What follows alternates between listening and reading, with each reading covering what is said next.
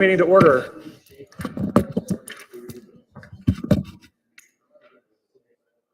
Welcome to the Fruit Heights City Council meeting.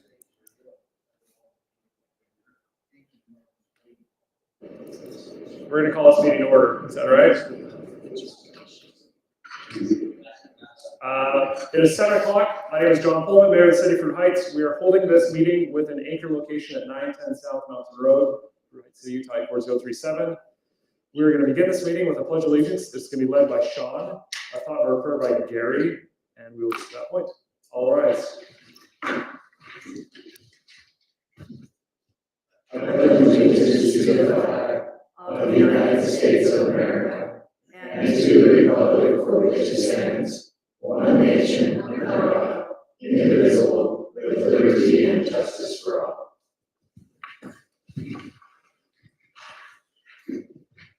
Our dear Heavenly Father, we're grateful to gather for City Council tonight. We ask that to have Thy Spirit to be with us, to guide us, to help us to be mindful of all citizens in our great city. We ask that you help us to get along and have guidance from Thy Spirit. We ask this in the name of Jesus Christ. Amen. Amen. Item number 1.3 is roll call. Haley, would you like to do that? Councilmember Gary Anderson. Here. Councilmember Mark Crutchfield. He is excused. Councilmember Eileen Moss. Here. Councilmember Florence Sadler. Here. Councilmember Sean Stevenson. Here. Mayor John Pullman. Here. Is that a controlled fire going on through the window that I see out there?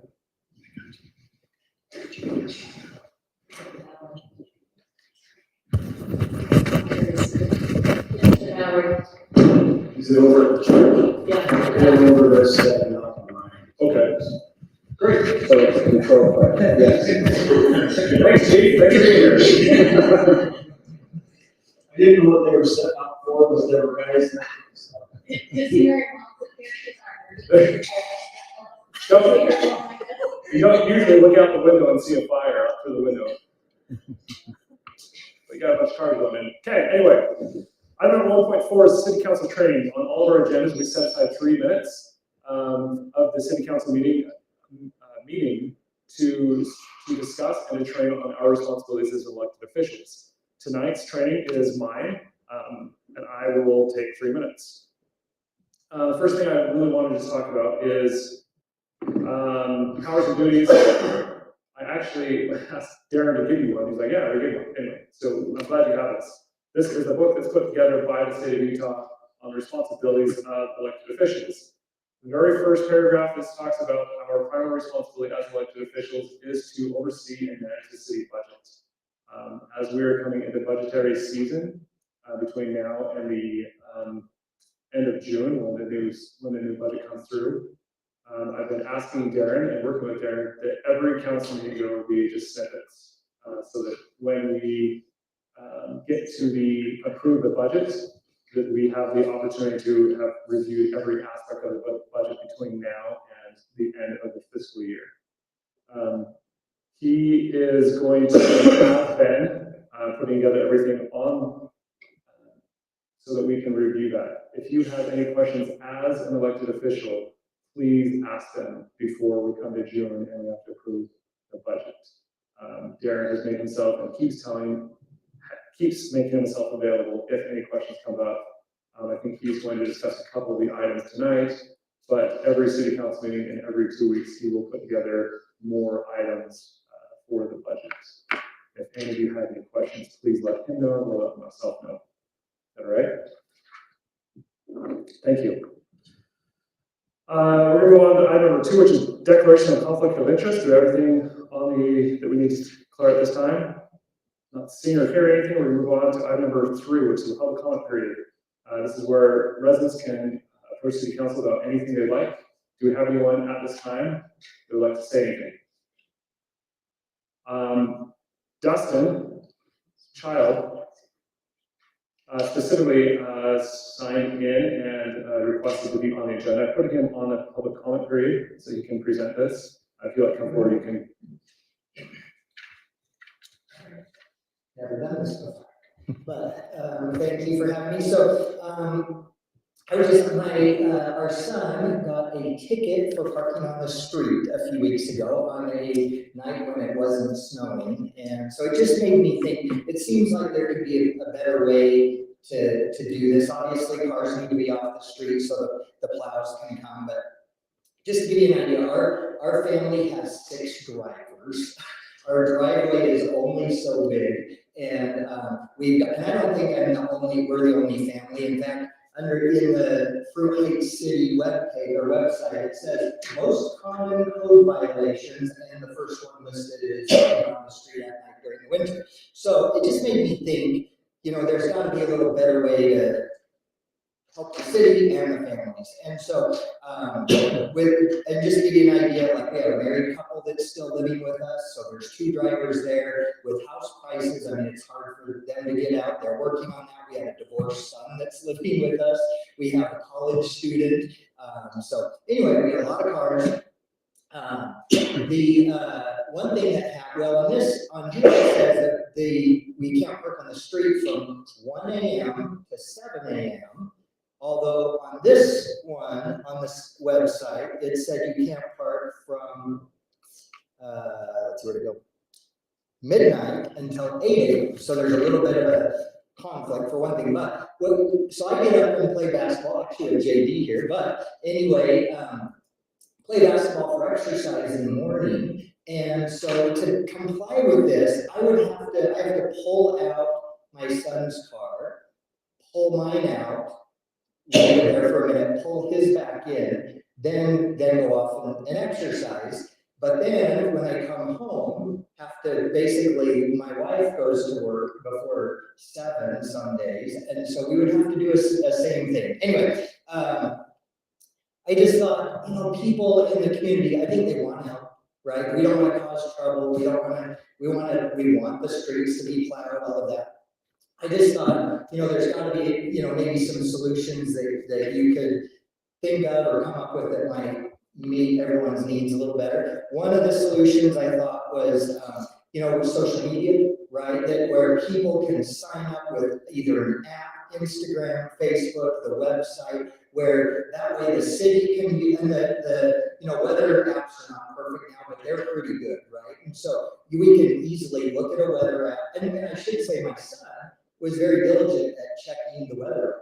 And if it was going to snow, he wouldn't have parked there. He would park on our driveway when it was supposed to snow. So the city, though, could put out a warning or just say, hey, tonight's a snow night, you can't park out on the streets, right? Type of thing. That was one thought I had. Or another one, maybe we can at least change the time to 6 a.m. I think we live in a very motivated community, and I think the day starts before 7 or 8 o'clock for a lot of people. And so, like I said, I think people want to help. We don't want to park in the street if we're going to get a cloud. But I just thought, it seems like nowadays with technology and whatnot, and looking at weather apps, I mean, somehow it seems like we could do something a little better. I don't know. Any questions for me or? So this is an Eric Waltz presentation. I put him under the public comment, but he did request to be on the agenda. So we can have a slight discussion about this if you want.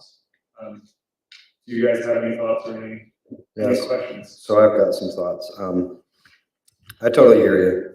100%. It's not lost on me. I get it. Just trying to think of some creative ideas, but if I believe that if we were to say only on snow nights, that ultimately we would have more people saying, "Oh, I didn't know." It's kind of like get everybody on board, get everybody.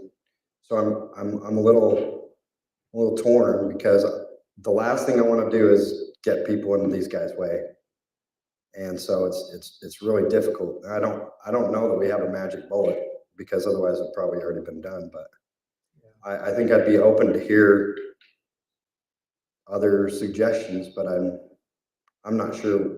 I mean, I think you and I have the same thought as why not just on snow nights? And my response would be, because I think it would actually create more issues than it would help, but that's just my own personal opinion. So, I mean, if you wanna, Well, I thought, and that was just a thought, and I thought maybe, I mean, if you think it's a good idea, maybe you can talk amongst yourself and if you think it's worth it. Or at least, you know, I thought at a minimum, maybe we change the end time to 6 a.m. You know, but, yes.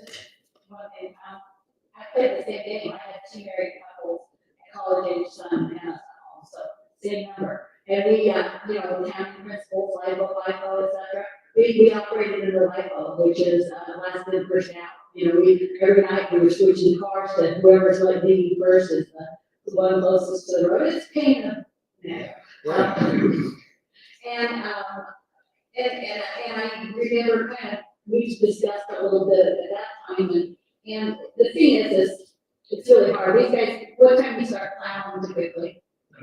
Depends on when the storm comes in. I mean, I know you're saying you're checking the weather out, but it's not always correct. I mean, there's numerous times that. if the storm comes in at 1, what time do you? I mean, it just depends on how fast. I mean, if it's coming at 1, we're usually here by at least 2:30 or 3. The reason I'm asking is because we kind of got to take in the worst case scenario. Don't you really have to take, as a city council, don't we have to take in the worst case? Worst case scenario, we're here by 1:30. Okay. They say it starts You're here by at 1:30. So it's tough. These guys in the house, they really struggle to get our whole city done. I think I'm speaking the truth there, still, that's what it said in the past, Darren, you've driven a plow for a lot of miles around the city. And it can be super dangerous to have a car on the road. What- Sometimes the trucks don't turn. They just don't turn, and it would really suck to hit a car with a plow. And when you say it doesn't turn, you mean you turn the steering wheel and it will keep going straight because the plow is taking the weight off of the front wheels and won't allow it to turn. Sorry, Sean, you have something? Well, first of all, you mentioned that there's 2 different times on 2 different locations. I think that's obviously incorrect information, which needs to be addressed and corrected. Kind of a general question is, was your son's ticket given to you during one of those off times or was it overnight? It was at 2:51. So I don't know how this happened. So the wind, I assume the wind, unless he took it off and threw it, which I don't think he did, blew it out of, we're in a cul-de-sac, blew it out of our cul-de-sac into the neighboring cul-de-sac. Someone found the ticket, opened it up, and it said, you have 3 days. And it actually had the parent, his dad, and his stepdad, his dad's was the owner of the car. So they called the dad and said, hey, you have 3 days to show up and be in. Okay. In order. So anyway, but I don't know. I forgot what you answered. I just wanted to make sure that the ticket wasn't given within the misinformation that's. Oh, no, it wasn't. So definitely we need to probably make a little corrections, but the question, the bigger question, tough answer. And like I said, we played the LIFO game for a couple of years, and so it actually killed that. And I guess I thought, like, if there's a question like, is it gonna snow or not, like, it's a snow night, right? Like, if it kind of worst case scenario, right? And then, I thought, it's gonna affect budget, you brought up budget, because, I mean, there's gonna be a certain amount, but really, you could almost, and you don't wanna ticket people. I mean, people don't want to be ticketed, but at the same time, you got to have the roads clear. And so, but if something went out, either public announcement or with the ticket, like you can sign up for this app. I mean, the word will get out eventually, and I just think it would be better for the community. Go ahead. Just a quick comment there, and I hope these guys agree with me. And I got a warning one time because we were actually not in the hours. They gave us a warning without the hours. And we played the same game. There are those times where you get these huge dumps, and I'm curious with the drivers, you gotta have somewhere to put the snow, right? And sometimes even in front of our house, they plow the road, but there's a big dump of snow. You may have something that deep. So if I put a couple cars in front of my house, where do you store that snow when it brushes off? So, I mean, I'm kind of in favor of, I think all of us would like to be able to park on the street, but what do you do with the snow? Where does it go if it's a big dump? I just wanted to bring that one item up. So, and that's up to the discretion of the plows. And they know where they're going with cul-de-sacs. I think we hear you. Yeah. I'm open to dialogue. I'm open if you have ideas or suggestions via email. I think it was good to come and present. The challenge that I see in making any changes to the current ordinance is once you open it for one, then you have the I didn't know. And I'll also say the fact that our city staff are not out there issuing tickets. It would be something to be issued by the sheriff. And I think the sheriff is pretty lenient unless it's a constant occurrence. Or if there's a complaint from a neighbor or something along those lines. I think we have a really good relationship with the sheriff, and it's not coming from the staff, is all I can say. Like the staff aren't out there like, oh, this guy needs a ticket. So I would just be cognizant, be aware that do all you can to follow that ordinance, because it is a safety concern, and those plows are trying to get as much snow off the roads as they possibly can during the winter time. So one thing is, I know it's hard, but if you live on a more major street, your road is plowed pretty quickly, but I live on a cul-de-sac. The longer it takes them to plow the main street, the longer it is that you can't get in and out of our. And so they try their best to get things done as quick as possible to open things up. One more thing to consider is, as you've suggested, changing the time to 6 o'clock. Initially, I was kind of really in favor of that, but the more I've thought about it, the more I realize rarely does my street, I don't think my street has been plowed before maybe 9 o'clock in the past 3 years. I admit my street is maybe one of the last to be plowed because I'm in a dead end. I'm a cul-de-sac guy, but so it really hasn't been, I'm one of the last guys to get plowed. So I guess I'm kind of, I guess I would throw it to Wayne and say, what do you think an appropriate time to? I think it's a discussion that we need to keep having, but I think it's opened the door for further discussions. Nothing will be decided tonight. Yeah, I mean, any time of the day, if the car's on the road and they have to plow, it can still be dangerous. I mean, Doesn't the ordinance say that they also can't be parked there during an active snowstorm? Yeah. So during the day, if it's an active snowstorm, you yeah, can't park can't there. park there, yeah. Thank you, Dustin. Appreciate it. We're going to keep moving on. We have a presentation from Chief Love with the fire. Thank you for being here, Chief. Hey, thank you.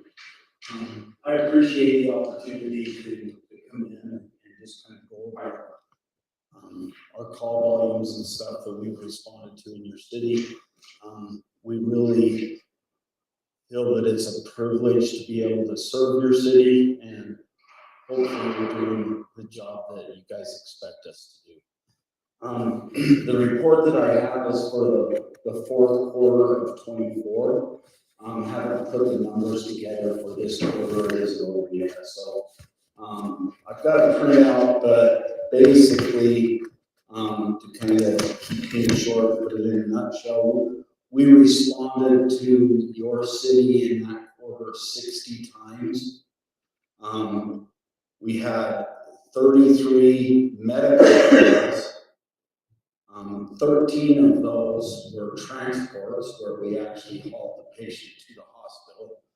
And then we responded on 14 fire-related calls as well. So what I think I need to point out is that isn't a great number of calls. I mean, it is in a way, but anytime that we run a medical, we're taking 2 apparatus. We have our paramedics and our ambulance to go. Any fire calls that were a minimum of 2 apparatus. And so even though we have the 60 calls, I think I need to point out the fact that each one of those calls is using a minimum of 4 people and 2 apparatus on each time we respond. We've responded from in this quarter, we've responded on full arrests. We had a couple of full arrests in your city. What that means is the person is, their heart isn't beating and not breathing. We have to take measures to try and fix that. And that's usually an all hands on deck. When we have those, we pull everybody out of the station to work on people that are suffering that kind of, problem. But our people are dedicated to being able to take care of both of our communities. We at the fire department feel like that Fruit Heights, as far as we're concerned, is just a part of Farmington. We treat them the same as we do the citizens in our own community. Our city, and I'm sure you guys have had some discussion about the sale of the old farm property that's right over here, where a lot of you come in and out of Fruit Heights through.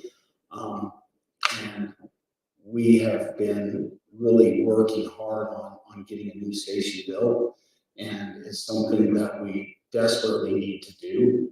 We have outgrown the old station that we're in now. Some of you might remember when it was built. It's 35 years old, and we've put bedrooms in closets and things so that we can try to keep our staff up to date with the volume of calls that we're running, and we're out of room. And so I appreciate your patience, and like I say, we will continue to do the best that we can for your community and provide a service that we can be proud of, and hopefully you're happy with. So, any questions? This is kind of a fairly normal number, or where you stand on expectations versus reality on the call. Actually, this was kind of a slow quarter for Fruit Heights, which that's a good thing for everybody involved. I think that each quarter we usually are more up around the 75 call volume to your city. In comparison, if you times that by 4, that's 300 calls a year that we run into Fruit Heights City. Our total call volume is up around 2,000 calls to 2,100 calls. So, the majority of our calls are still in Farmington, but you are a big part of our service and what we provide. So we appreciate the relationship that I feel like we have. Darren's great. I've really enjoyed working with him. And, if there's anything that you guys ever see that you feel like we can do better, please don't hesitate to let me know or to let us know, and we'll do what we can to try and rectify any issues that come up. But the people in your community are wonderful people, and they have always treated I call them my guys. They've always treated my guys with nothing but respect and gratitude, and we really appreciate that. So hats off to your community. I have a question about response time. Is that also reported, and what's the expectation on that? It is, and there are areas in Fruit Heights that are a long ways away from our station. We have areas in Farmington that are just as far away as parts of Fruit Heights are. We have a lot of stuff in the northwest part of our town. I think the completion of the new fire station is going to help us reduce our response times to your area. We had a big goal over the last year of decreasing our en route times. We try to have our apparatus out of the station within 90 seconds of when we receive the call. And that averages out. In the middle of the night, sometimes will be a couple of minutes because people have to get dressed. Sometimes some of those older people might have to go to the bathroom if you get up at 3 o'clock in the morning or on the call. But so that's been a big push for us. There are some things that we have no control over, like distance and bad roads and things like that. One of the things that has changed, and in this quarter, we only had Kaysville have to respond to your city twice, Excellent. Those questions. which that's good. But they've started a new program countywide where all of our paramedic vehicles now have GPSs in them. So the county dispatchers know where each paramedic unit is at any certain time, and they are paging the closest paramedic on all of the Charlie and Delta and Echo calls that we get, and that will decrease the Kaysville's closer, especially on the west side of the freeway, your Ellison Farms area and that kind of, in that area, they can get there quicker than we can. And they are being paged, their paramedic unit is being paged to the areas that they can get to in a more timely manner than we can. And so that will help to, get qualified personnel on scene a little quicker. Great. But we have to follow the laws of, we can go 10 miles an hour over the speed limit if we're doing more than that, and we're violating laws and stuff that are put in place for emergency vehicles. And so there are areas that are kind of tough. Some of your gated communities, we've had a few issues with the gates not working properly, not all the time, but occasionally. And that delays us a little bit on some of those calls. Can you educate me on why 2 vehicles need to go on each call? So say we get something as simple as a lift assist. We do run a lot of lift assist. People fall down and can't get up. We have to send enough personnel so that if that person ends up being somebody that weighs 250 pounds and they're on the second floor and they need to get downstairs or whatever, we have to have enough personnel there that we can do the job properly. And so, we'll send an ambulance and maybe an engine just for manpower. How many people fit in each So or go in each an typically? ambulance has 2 personnel on it. Okay, Our engine runs with 3 personnel, and then our paramedic rig runs with 2 personnel. so you would need 4 people. Yeah, Kind of we'd like to have 4 Okay. people on scene for pretty much anything, and don't get me wrong when I say this, unless it's a frequent flyer that we know is only gonna take 2 people to take care of the situation. And we have a few of those, and when we get one of those, we just send the ambulance, and the 2 people can take care of the issue. Okay. But if it's an unknown, we like to have enough people there that we can do our job properly and safely and take best care of the patient that we can. The one thing that we're starting to run into quite frequently now are, it seems like we get a lot of back-to-back calls where we'll have a crew on a call and then we'll get a second call while they're on that call. Happens all the time. Sometimes we'll get 3 in a row. And when we get depleted to the point where we get a 3rd call during that time frame, that's when you're going to see Kaysville responding to your area. But other than that, we are trying to increase staffing. Of course, you guys are well aware it's a budget issue that the city needs to work through with sales tax being down and everything. They're struggling to try and help us get more people on shift, and we don't have anywhere to put them right now because our station's full. But once we get some more staffing, then we would be able to accommodate, the 3rd call when it comes up. But we're staffed with 6 full-time personnel and 2 part-time personnel a day, not counting myself. And so you can imagine if we send 4 people on a call, that only leaves us with 3 people in the station. And if we get a second call, that takes all of them. And then we don't have anybody to run that 3rd call. And that does happen more frequently than you would think. It seems like they come in clusters. We can go from 7 in the morning till 3 o'clock in the afternoon and not have a call, and then have 12 calls between 3 in the afternoon and 2 o'clock in the morning. So they kind of come in clusters. Thank you, Chief Love. Sure. Where's the new station going to be? It's it's north, it's on 1525 west of that new Commerce. Oh, yeah. And it's north of Cabela's. It's really close to the station park.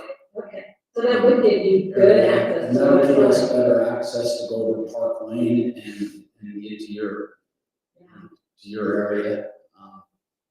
Where we're at on Main Street is actually not bad, because all we gotta do is jump on Main Street and come up to the intersection here by Cherry Hill in order to get to your area, or we can go all the way up 1400 north and come across the top up by the Fruit Loops Trail and that kind of stuff. But our guys have, I don't know if you've seen around, but anytime we hire new people or anything, we make sure that they spend some time in Fruit Heights and get to know the different ways to get to places. Your city can be a little bit confusing if you just go on Google Maps or whatever. Sometimes it's not the best route, and so we're doing our best to kind of learn and try to make sure that we're taking the best route to get there. One more thing, when you get the new station, will you keep the old one and run on both? We are. So the plan is, when they get the new station built, we are going to move our entire staff and everything to the new station. And then the city is going to remodel the station that we're in now. And once they finish the remodel of our new station or of our old station, then we're going to man both stations. And for a period of time, I think because of the budget constraints and things that we're dealing with as a city, there could be a year or so, or maybe even longer, between the completion of our new station and the remodel of our old station. And during that time frame, we're going to man both stations.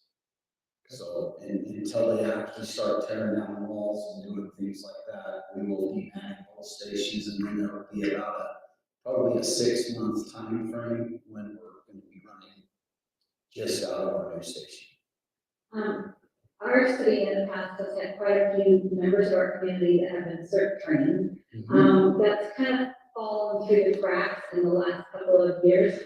I know in the past you had someone who's been really done CERT, but recently I haven't heard anything. We have some people that would love to do recertification training, and we would love to get more people trained so that we can be of value to you. Is there something that is going on in Farmington, or can there be something going on in Farmington? We actually have, we have a fairly active CERT program in Farmington. We have a gentleman that is in charge of that, and he's the one that kind of plans the trainings. And Is that Paul? Yeah, Okay. and Paul's had some health issues. Right. And but he's still been able to keep up with that. He can't really participate in the trainings as much. And then we have a group kind of out west that is a part of our CERT program that, I don't know if you guys know Ron Rigby. Yeah. Ron is a retired battalion chief from West Valley City Fire and was on our fire department forever. And he has a really good group down there that they meet twice a month at our station and train in our training room at the station. And I can have both of those people, I can send you guys. Yeah, could you think about maybe getting us involved? Yeah, That would be that would be great. That would be great. Hopefully we don't end up in situations where we absolutely need CERT to be involved, But as you just finished saying, if there's times where you're 1, 2, 3, and if something really big happens, that's where CERT can step in and help with some minor things. yeah, they can help with things that don't take certifications to accomplish. Question on the CERT. Is the CERT CPR, triage, EMTI basic, paramedic? Like what level is CERT? I don't think our CERT program requires anybody to have any special certifications. Okay. It's a volunteer type program where, for instance, we've had a few cases in the last couple of years where we've had a missing person in town, and CERT will come and help in the search for that person. Okay, understood. CERT can help with traffic. They can help with traffic control, they can, if we have a major catastrophe like an earthquake or something. It's not so much medical as it is support. Yeah, Okay. and where we have used CERT quite often is when we get our east winds. Farmington's famous for east winds, you guys get them too, but not to the extent that Farmington does. And, they're great to come in and help out in those situations where you're cleaning up afterwards and trying to move debris off the roads and things like that. So they're valuable asset, they are. So just thank you as we're moving on. Thank you. The YCC, or Youth City Council, came and had toured your fire station last week, and we appreciate you. They're very thorough. The kids had a really good time. Thank you very much for hosting it. That's a great program too. I was really surprised and glad to see that you had the participation in that you have. Yeah. Your new city council, it's a pretty good sized group. It's great. And they were great, so. Thank you for hosting. Okay. If you have any other questions, don't hesitate to give me a call. Thank you. Thank Moving on, we're going to go to item number 5.1, which is the election survey results. We asked the staff to put together an election survey. This was a survey that just went out non-technically, but just gathering data points and helping us understand how people would respond to this. So, we closed the survey last Wednesday at midnight. We had, it was 172 people. Registered voters, we have our city. Can we finish this? We have about 4,000. We have, within that 4,000, we average about just over 1,000 people that vote. So we thought we ended up with a really good turnout as far as people taking the survey. It's about 70% throughout that would want to switch to a primary. 50% of the candidates, or 50% of those that took the survey have and do participate in the caucus, which I thought was really good that it was that high of those that took the survey. Hey, can you scroll down one? Some of the questions was again, do you understand the primary election? Do you understand the caucus system? And those kind of things. But I think this is a good survey that went out. I think that there was a good amount of response to it. Council, actually, each one of you got all the written responses that were sent in, and there was, I want to say 100 of those, 127 of those responses that went along with the survey. As a staff, we want to go to the council and we want to do a public hearing with that option of the ordinance change of doing a primary, and at that time, have that decision made by the council if we stay with the caucus system, or do we move to a primary. Part of moving to the primary and talking to the county, we're required to do our ordinance to show that process and how it works. And so there's a lot to do by the deadlines for everything that comes up this spring for the caucus or for all those kind of things. What is the deadline? that if we do an ordinance change and want to switch to the primary, it'd be the 1st of April timeframe. So I do think there's a lot to look at. I don't think it's an immediate, yes, there's 70% that want to change. I do think there's things to look at. I've had people call me personally and tell me both ways. The reasons for both ways why they want to change, why they would rather be a caucus. And some of those comments are exactly what was asked of me going through the process. Darren, is this something that we should do as a ballot question? That we actually put that question out there to those 1,000 people that vote? The reason I say that is, Jim Lawrence here, but talked to Paul Morgan, and about a week into the survey, and I had told her about the survey, and she is, because of her, what she does with the museum committee, she's constantly on social media, and she said a week into the survey, it had still never come across her. And I don't know, I mean, I actually, we had 6, I would say elderly couples. They do not know how to use the computer. They hadn't heard about it. They'd seen the signs that we put out. And they came down just to take that survey. We gave them the paper, they took the survey. And I'll tell you, if they're interested, I know who these people are, so they came and took it. And it was very divided between husband and spouse on what they wanted to happen. And I was all set like, oh, I already know what these ones are. And as you're putting them in there, you're like, wow, and and the comment is, I know my husband's going this way and I disagree with him and this is why I do it. So do I think it got out there? Yeah, I think this is a good starting point. And I agree that the caucus system for Fruihead City, and I've been here a long time, 50 years plus in this city. But as the city has grown, I think the process needs to grow too.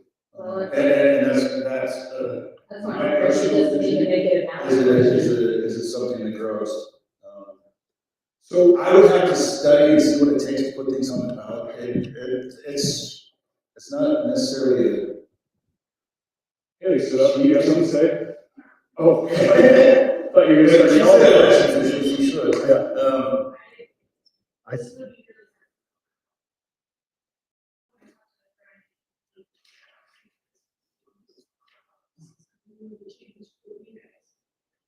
Yeah, it does go through the count. I think that it is a tough one.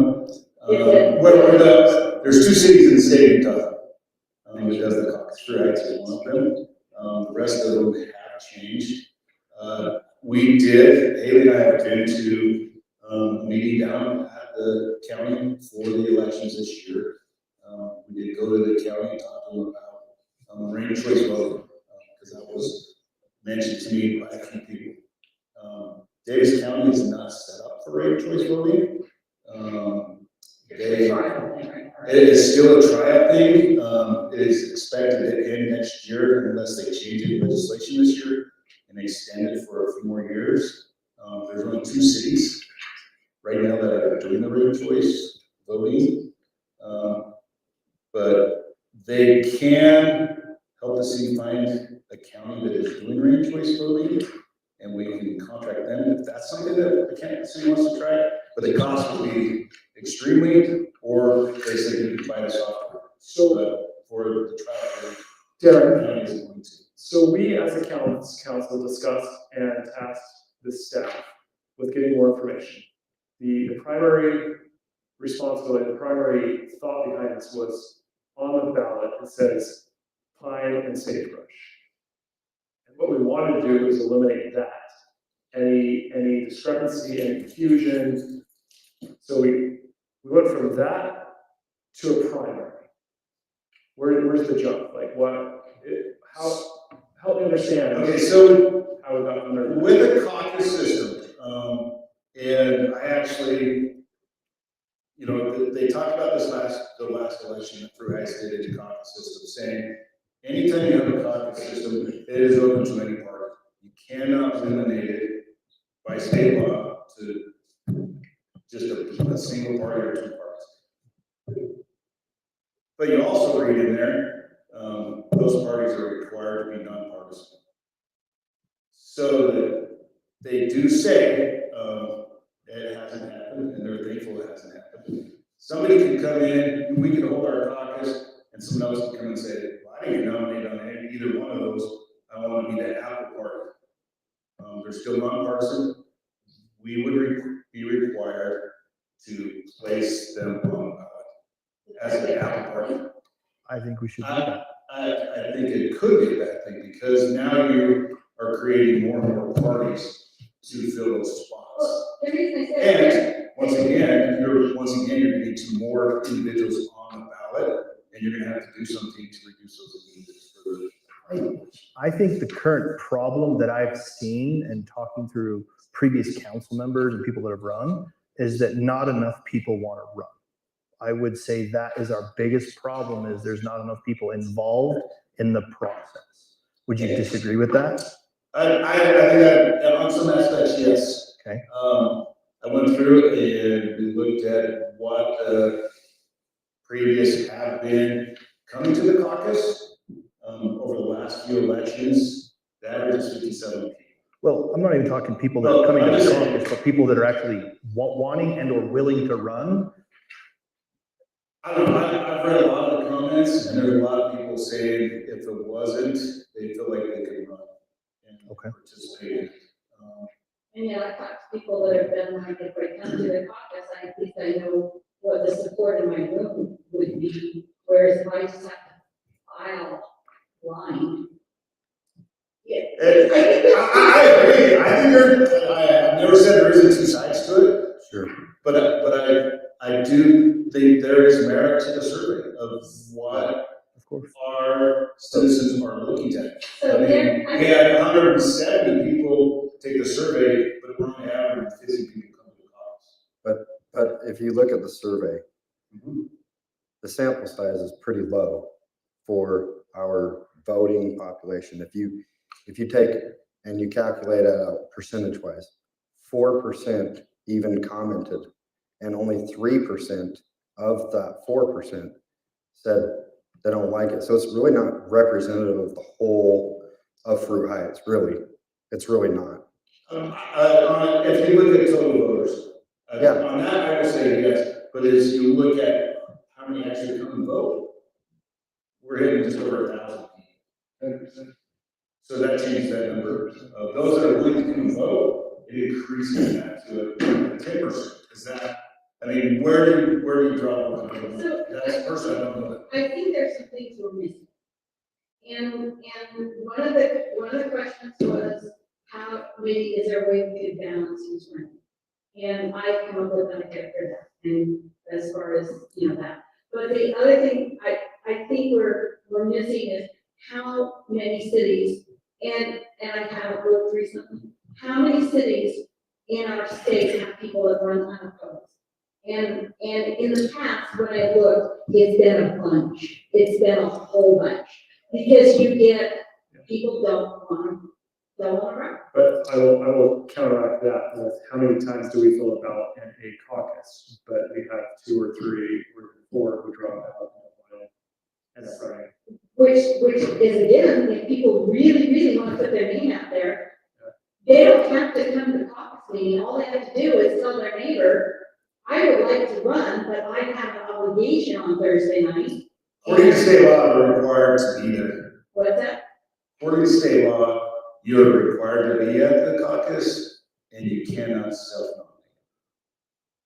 It doesn't pass, but if the caucus is not filled, so if there's no one that fills it, then the chair of the party is tasked with trying to fill that. So what I'm trying to say is, I feel like there are a lot of cities in the state who people are running completely opposed because, and this way it's hey, Sean Stevenson, you think you could run? And Sean says, maybe I could. Flo says, maybe I could. You can't tell me that didn't happen. Well, and yeah,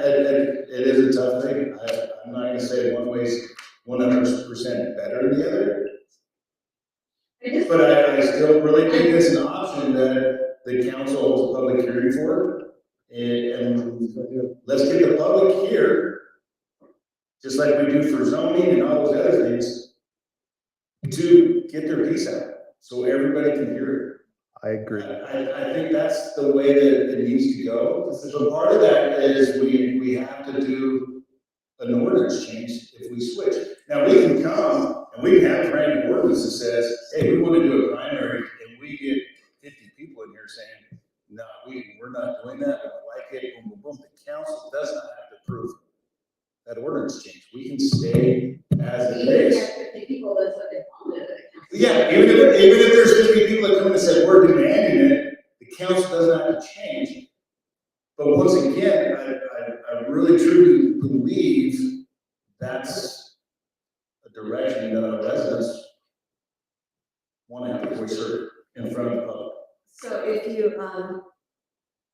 have a public hearing, I mean, what's the time frame? You said April 1st. I mean, is there a chance that we could get all of that in place? And what would that look like? So it'd be we would have to advertise for 2 weeks. Once again, your signs out, we do all that kind of stuff.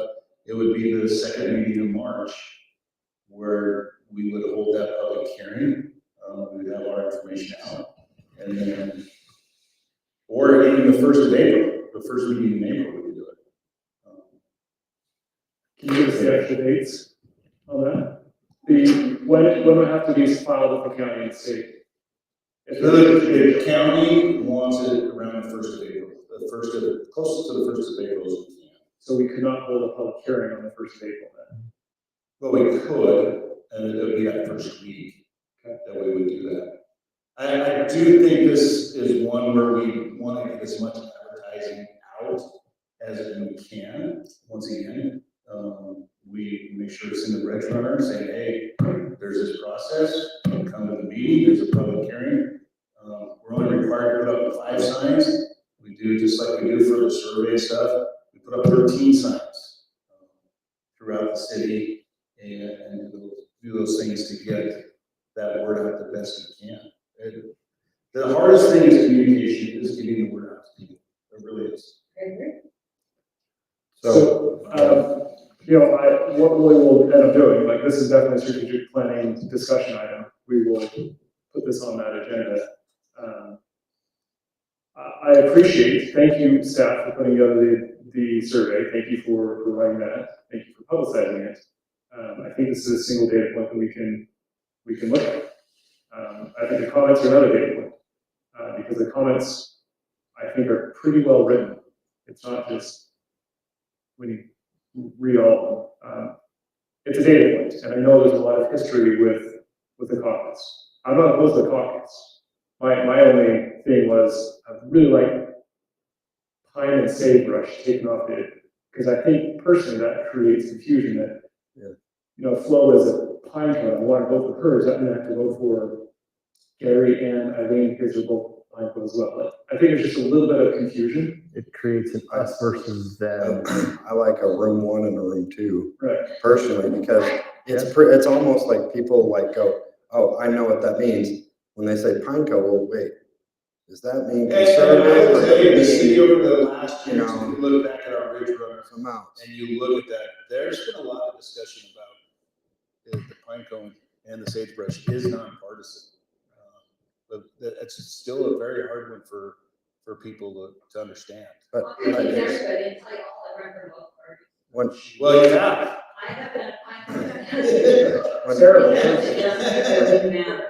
when we talk about having, they don't have to have somebody nominate them. I feel like if you can't even get one person to nominate you, how do you expect to win the election?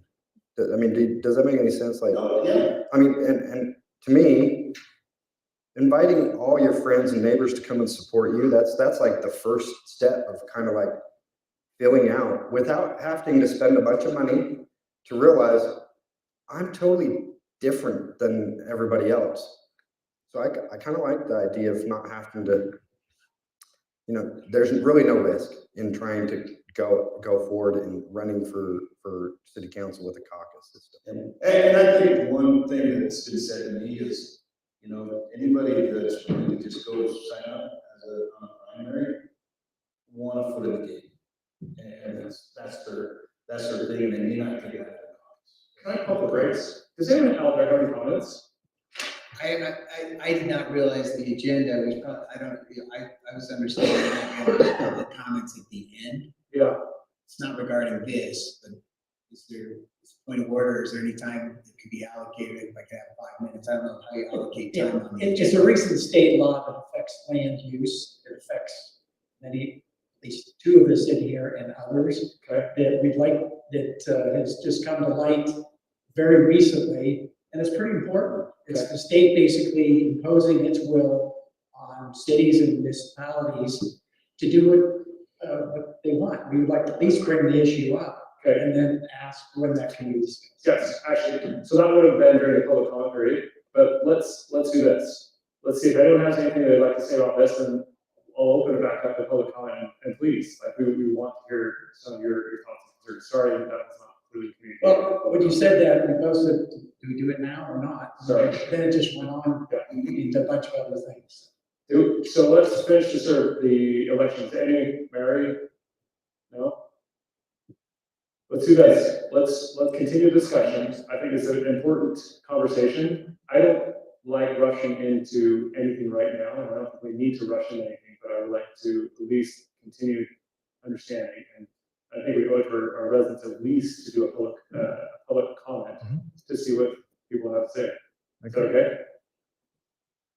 We're gonna go back to the public comment period. You guys wanna? Yeah, or maybe come up together. but, Yeah. My name's J.D. Oldham. I live in, You might just do that, because she's got to record the minutes. It's on. But it's not part of mine, so. Okay. Go for it. Sorry. my name's J.D. Oldham. I live off Archie Avenue in Fruit Heights. And Doug Schiffler on Nichols Road. And we are here to talk about important land use issues. It's come to light, there's a property on Mountain Road. It's near the corner of Nichols and Mountain Road. And property that I'm concerned with is adjacent to it, and property that Doug's concerned with is adjacent to it. We just recently learned yesterday that the land has been sold to a person who plans to start a charter school on that very busy road in that corner of the world. And evidently, just reading it here tonight, effective as of May 1st, 2024, it looks like the charter, the homeschool, micro school, and I don't know what those definitions are. They must have a pretty good lobbying effort, because they know what it takes to change state law. But essentially, and I'm not a lawyer, and perhaps maybe your staff here has been addressing this issue already or had some preliminary discussions. I don't know if we've sought counsel on it, but evidently it sounds like a school of 40 to 50 kindergarten through third graders is going to be now in our backyard In a residential home. in a residential home. Yeah. And I don't understand, like I said, I don't understand the law. I can't imagine that was sort of anticipated use. We need to promote schools. We need to promote access to education, and certainly the public school, the whole charter school is taken off like crazy. And there's a lot of people that make a lot of money from charter schools. And so I'm imagining that's why they've got sort of this preferential treatment that basically it says other entities required to conform to municipal land use ordinances, and it says exceptions, school districts, charter schools, home-based micro schools, and micro education entities. And, when I think of a micro entity, I think of our neighbor that has a preschool in their house and they have 7 to 8 kids. It's not going to change the traffic. It's not going to change safety, public safety, parking, all that kind of stuff. But when I hear, somebody got the intention, to have 40 to 50 people, in my mind, that's 40 or 50 cars coming in and dropping off or picking up every single day. Not from the street, they're proposing to cut through the property and go from Mountain Road through and then out Nichols Road. It's literally currently just a driveway or an alley that's between the first home on Nichols Road. People turn that corner, we've been having problems even pulling out our own driveways further down at the speed that these cars come up. what's also disturbing, if you could bring up the fact that, the person that we believe is actually purchasing the property, which has not been done, and I don't know if it's been accepted by Fruit Heights City Council or the ordinances, they're already advertising the property. They're advertising, and that's how I found out about it. And I don't know what type of other preliminary discussions we're having. This is kind of a gray area. It's not, we're charting new territory. This law just basically went into effect in May, but in essence, I mean, they could come next year out, they could buy anybody's house and do that. Now, we're not lawyers, we're looking at the code, they have to comply with, public health and safety, somebody has to inspect the house and things like that, but it looks, I mean, on the face of it, I'm just wondering, I think, has Fruit Heights, have we had a lawyer look at this? Have we had anybody, because I know there was some initial discussions. So Sharon, I had a discussion with Aaron, and he was kind enough to say, here's kind of where we are. There's apparently this document, 60 pages, this ordinance, but there is a section that isn't 60 pages, it's just 2 pages. And it basically says, from my reading of it, that they may want to grant schools and these types of organizations little latitude to get schools in where they're needed. This is a commercial enterprise, this is not a public school, this is a commercial enterprise. And we as a city, this thing's been effective since 5/1/2024. So, it's only been a couple months in effect. So the state's basically, what appears, they're saying, they're ramming this on. I talked to Darren and he said currently, the city lawyer has been presented and asked to comment on this law. Is that correct? So I guess me personally, I'd like to know what lawyer are we using and what process are we using if this thing's supposed to, this land sale, you said you found out that it's going to close in a week. So how does that give the city time enough to even see what our city rights are and how that? So, sorry, can I interrupt you? Yes. Because you're hitting us with something new. Darren, so the business license process, have they come in and applied for a business license? Applied for a business license. So, This is I will tell you, this is a very challenging, situation. They came into the city and said, hey, we want to, start a micro school. They were pretty well versed in what the law states. When did this happen? When did they come to the city? When? Just a couple of weeks ago. Would have been nice, I mean, I know we're in new territory, but it would have been really instructive or helpful if that, there's some type of notification to me, because I know in the normal zoning, that would happen. It's like, hey, these people are coming and requesting this. this is, as only thing would be, and that's why I'm trying to Darren is. So back to my thing, they came in, I contacted the attorney because there is no zoning change. So why wouldn't there be a zoning change? Because this exemption It isn't, the law doesn't it allows it to go into a residential. Okay. So you can have residential zoning, that state law allows it to go into any residential zone. But So there is no zoning change required. But our parking ordinance would trump that though. There's a Parking, if they can provide parking up the street, then they fulfill the parking. Oh, yeah, okay. What is the square footage per student? Just a comment, process comment. I think, John, I'd like the direction you're going to find out when things happen. So I would like to know what the process is. I'm trying to find out with you. Yes. So I don't want to get into, you were just going to ask a question about square foot. I don't know. Well, I'm Googling the laws as we're talking about it. In SB 13, as of May 1st, 2024, it says the micro schools are for education are allowed up to 16 students per residential area, provided that there is at least 35 square feet per student. So if 16. And so if the square footage of the home doesn't accommodate that, there's an answer right there. Now, I don't know if there's a newer version. I haven't dug into it, but there's those other type of legal questions that would need to be addressed also. Short footage, the parking with the snow.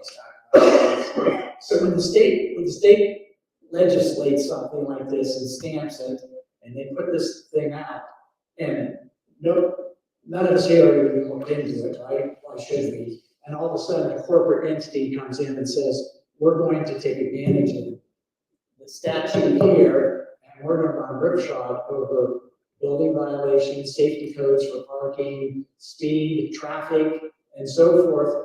I think we need to understand what our city rights are. So do they have to get a business permit or? Yeah, they'll have to have a business license. I will tell you, I told you today that I am working with the city attorney and we're going through this whole process. And there's a lot of things we're working. It's a 70-page law. That not only does, our city deal with it, there's other cities dealing with the same thing. But the section regarding schools and that is Section 7. section 7, and it's this one. Right, but the whole law is 70 pages. I And you have to, you've got the whole law, not just that page. So what we hold, anyone can buy a property in Central Rhinebeck. Anyone can buy a residential property for residential purposes. But once they come into his office and ask for a business permit, that's where we don't have to issue a business permit. They cannot open a school without a business permit.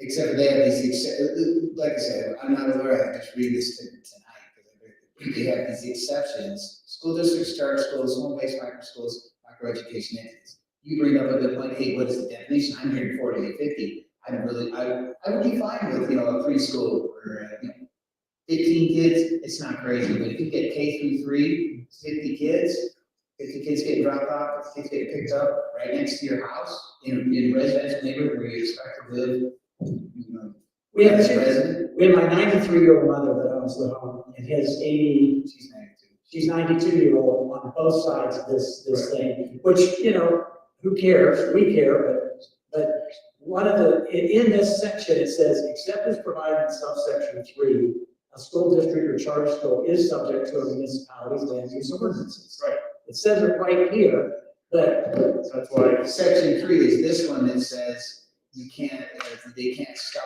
you from doing it. So we're gonna spin wheels without more information. And Darren, would you mind providing the city council and the residents with more information on this? Yeah, like I said, I am working with the attorney. I'm working with the fire marshal. I'm working with the building codes. I'm not doing anything to say, yes, it's gonna happen. But I do have a state law, and I have to be able to also justify from the city if I deny it. If they meet every state requirement, they meet everything, and I have nothing that can counterate the I think state we're law. pretty sure that they don't mean everyone. I mean, Well, I think in 10 minutes, we can pull a number of statutes, not to be obstructive, but they clearly don't meet I don't think anybody here is disagreeing with you, Yeah. but I think we've got to have the process. the attorney look at it, and he's got to direct us. So I hear you. as far as the zoning part of it, I can't change that. They have an exemption in the state law. Yeah, the state law, right there, gives them the exception to do it. Now, there's other things that can stop it, and those are the things that the attorney's looking at. Those are the things the state and our fire marshal are looking at. Those are the things that our building inspector are looking at. But if I do not follow the law, then the city has no recourse. But the city council and citizens that are by that property need transparency when you get the information. And I think you would agree, we shouldn't move forward, nor should we. This is a very new law. We don't know much about it, but a corporation's coming in and saying, we're gonna do this.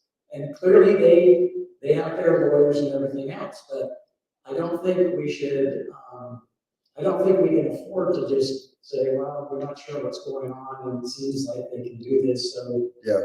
We're gonna, We're not going to reject anything they do. Thank you for bringing it up, because now we can. And it's something like this, where it's a state code and potentially infringing on a the city ordinances and the building codes and everything else, why wouldn't this get pushed up and get visibility from the city council? That's why we're here, just to Thank get it, you. Thank you for get it doing raised. this. So we have the code, I think we have the name of the entity that's trying to come in. You certainly know who it is, right? We think we do too. We need sunshine, it needs light. And, you know, private citizens can also object to things and hire their own set of lawyers. We shouldn't have to do that. Yes, but we also have to follow process. Like we. That's what I brought up the Yes, process. yes, like, because we cannot stop something until an application comes in for a zoning, which will not occur, and a business permit. Business permit has to follow every single one of our ordinances. There's been a couple that have been, that we've been able to not allow into your neighborhood specifically because of on-street parking. That's what we were able to deny that business permit was based on parking. We got a bus stop, waiting. Right.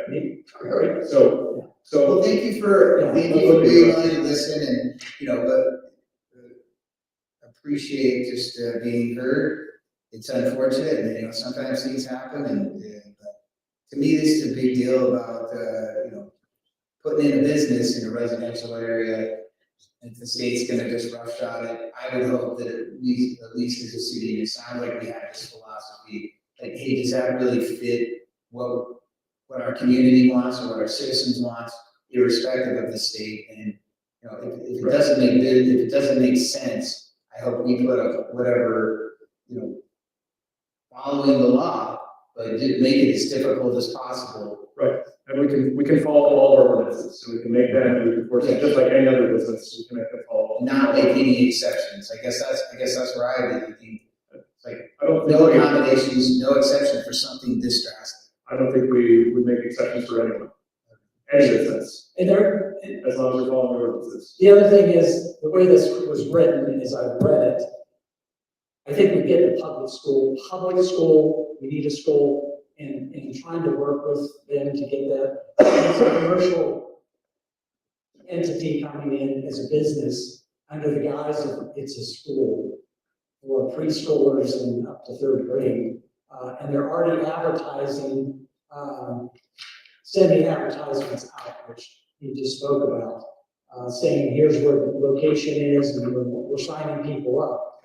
It seems that, I guess the urgency of it seems to be a bit. That might have catalyzed, maybe it's not as far along as we think, or it's not as a done deal, but Well, let's look into it. Thank you. That's what we can do. Thanks. Darren, do you have that ordinance he's talking about, or do you know which ones he's referring to? You say it off? Yeah. I just write it down real fast. HB 13, I can't remember off the top of my head. Thank you. Thank you. We're gonna move on to item number 5.2, budget. Man, this is flying. We're having a great time. So, Yeah, if you wanted that back. oh, thanks. Thanks, Jake. So I sent out part of the budget, with the, Can you expand that? Haley made a bigger name.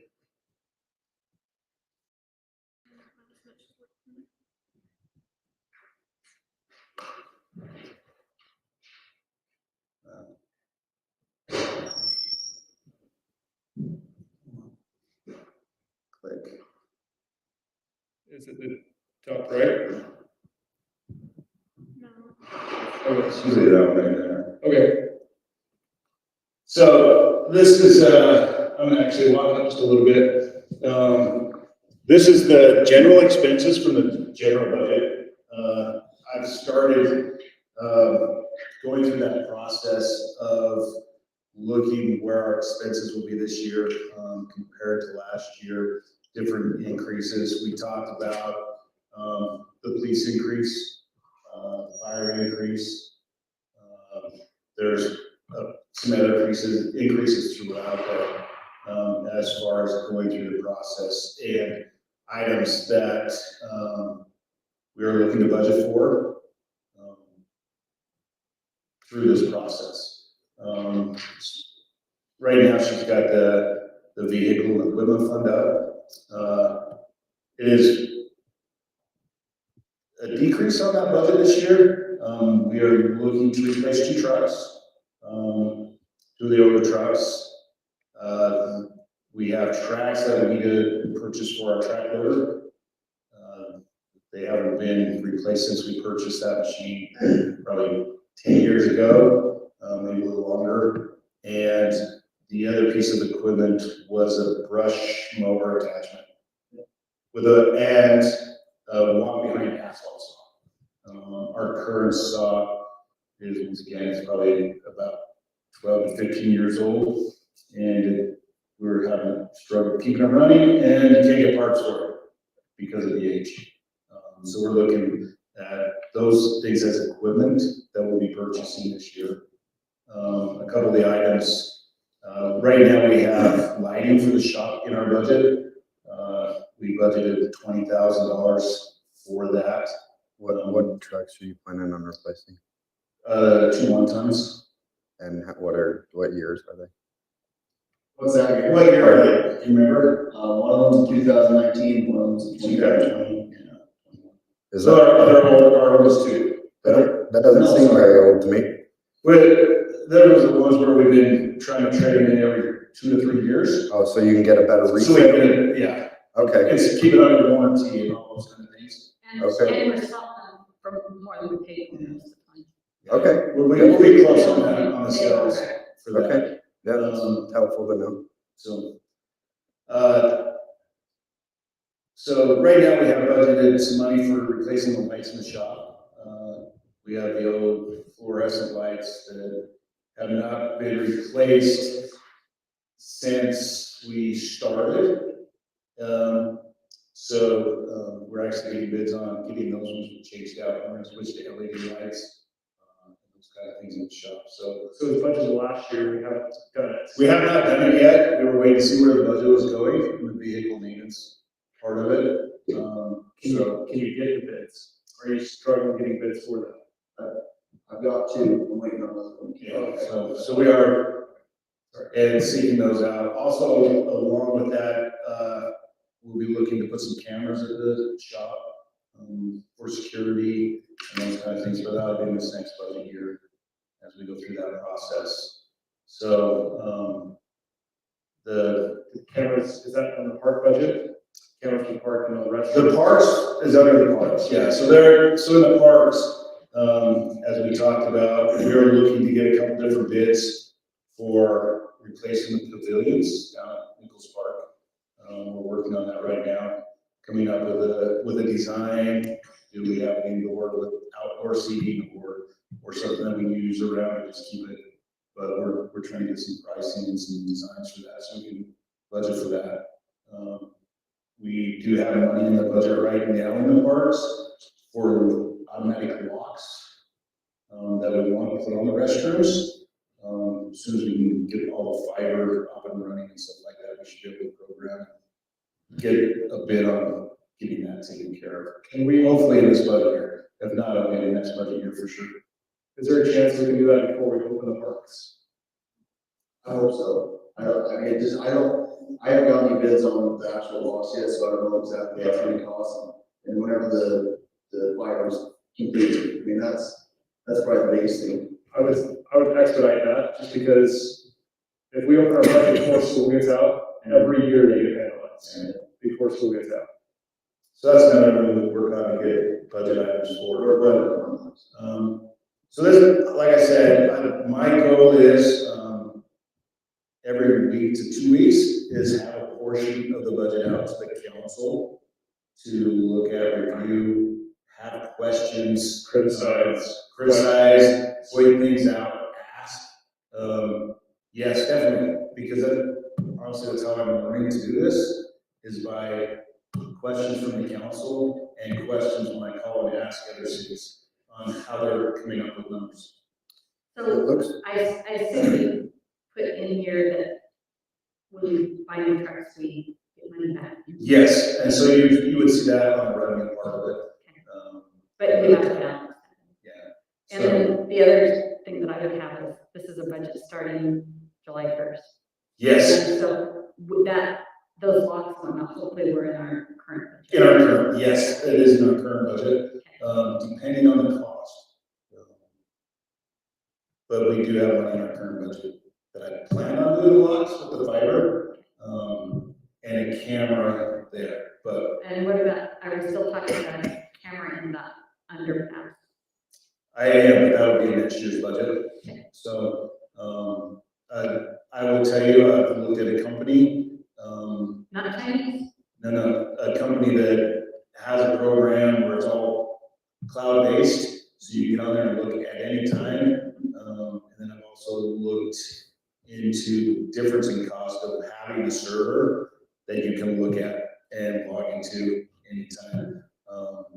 And of course, the going the server way is a lot cheaper, because you don't have a monthly fee, you don't have $50,000 to $60,000 in just setting up. So, It looks there's a lot like, of difference in both of those. it looks like at the end of the thing that the proposed budget is like half a million less. I don't have all the wages in there. Okay, That is, that's, so that's where all the savings is, like, or, yeah, Okay. a lot of the savings is in the wage part of it. but you're gonna update that? Yes, that'll Okay, be all updated, as we go through, as I get through the next phase of that, that'll be in that portion. I will tell you, I know that we're continuing to talk about recycling. That can be very tough, the budget part of it.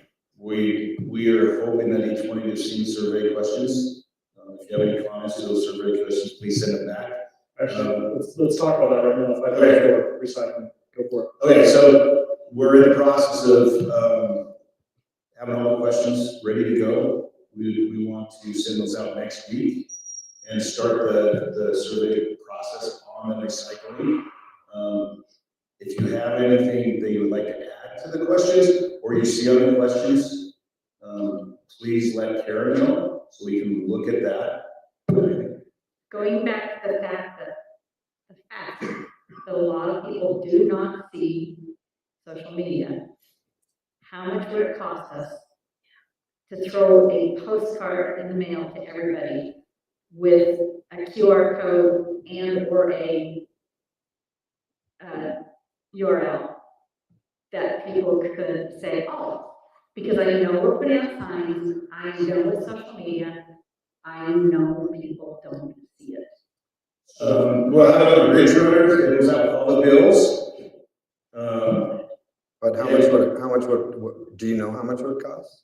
I mean, is it? So, Yes. what, 1,500 to 2,000 stamps, envelopes? So like each, no, $2 each. well, for a postcard. Postcard still need, I don't know. I don't know, I have not looked at it that way, I mean, I can look into that tomorrow. Let's say it's $4,000.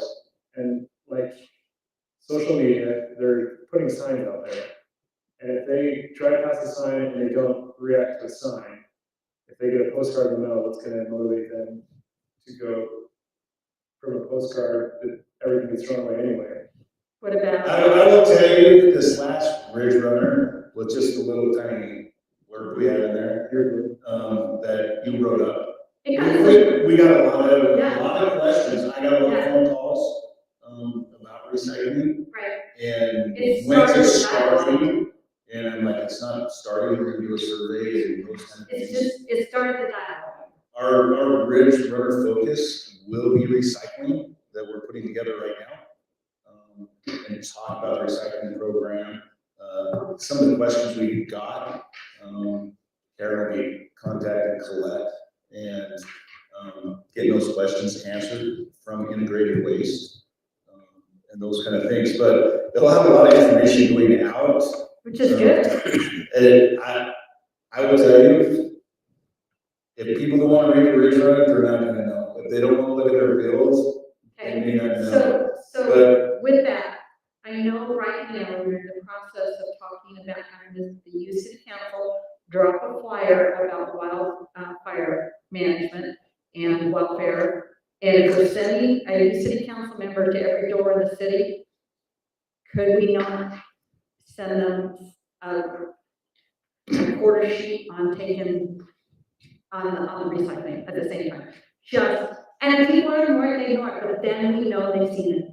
Just like we don't know they've seen it on the wildfire management, and that's why we're trying to get the word out there on the wildfire management.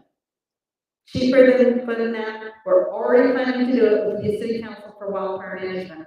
Why not throw 2 pieces of paper on the doorstep instead of one? And we mail them each home too. Well, That's where we're. But what I'm saying is, if you're already asking the city council to go door to door, which it looks like we are, then why not give them 2 pieces of paper instead of one? So, and I would ask the question, how reliable is the information we get from that? What if we see, And what good does it do? That's the next question, Mayor, because from what you said about Wasatch Integrated Waste and the board there, is it really going to change anything as far as our requirements? yes, Okay, and it will give us an incentive. We are currently receiving 15% discount of what we are charged by the Wasatch Integrated Waste. If we can integrate recycling, that'd be another 15% discount that we are really charged. But with all that being said, do people really want it? Is it something we want to go? Is and I this, think an- I tried to put that in the article. is this an all or nothing for the city? Like, is it, if we say, okay, we want it for the city, the people can sign up for it and pay for it on their own? So currently people can do that. Okay, Currently, you can contract with ACE and it's $10 a month. No. Some people, and it's really interesting because I've gotten a lot of response. Some people are paying $9.34 for ACE, and some people are paying $19 for ACE. okay. With recycling, it'd be $4 for everyone. If we do it citywide, If we do it citywide. Picked So up every other week. every other week. which is what ACE is all, is currently doing. Okay. Well, that's what I'm saying, is we would, essentially, if we were to pass it, everyone would be charged technically $4 more. Yes. We charge for it, but not required to have it. So we as a city would do a bundle program, Yes, sir. which by rolling out a bundle program gives us a $15 per can rebate that we have to purchase. People can choose not to have a recycling can, the city can come pick it up, but they'll still be charged the $20 a month for collection. For both. Yeah, for both. What does that look like long-term for our constituents? I mean, or our people? Is it in 3 years, it's gonna go up $20, or is there a set time? So we have an agreement that's been negotiated from Darren, that we have a 3-year agreement right now with our current hauler. The rates will not go up for the next 3 years. Then after that, it's open season. Well, Then we go out to bid. Okay. Then we go out to bid again. So I just wanted to make so sure. we're understanding it's that. pretty aggressive with bidding. Okay, Ours, I have no idea how, came back very favorably. Like, I was shocked when I saw South Weaver's bid, like, holy mackerel, if we can get something close to that, it'd be awesome. And I told Derek, I said, hey, I think South Weaver came in at like $4 and like 5 cents. I said, beat that. Hey, Morgan came in at $5. We gotta beat that. And I think, our hauler came back at $3.40, Just over, but we can recover our costs. So we can. Yeah, there's. So we add that out there. $4, so. Like, it's truly is a pretty good deal. I just want to make sure that as we're talking about it, discussing it, that we're making sure we're giving the realistic numbers to the people as we present it, that's all. And I think we are for a 3-year period, Mhm. it would be really at that point. And the dump is giving us a discount. I The understand. dump is not charging us for recycled material. Okay, So the $4 cost is for the can and for the hauling. Once it goes there, the recycling, they pull out the recycled material that gets sold on their market. So they're trying to cover their cost of the machine. And so they're not charging us to bring them the material. okay. Where any garbage we're charged because it's getting hauled out, and it's getting hauled down to Utah County to the landfill out there. Okay. Thank you for the clarification. So part of the recycling program is that that'll be something we really need to budget for. if we're gonna move forward with that this next year. I've kind of started putting those numbers together as if we would be doing recycling, but once again, it's something that we really need to get moving quickly on, so we can get our budget. So where we're paying for the toters from?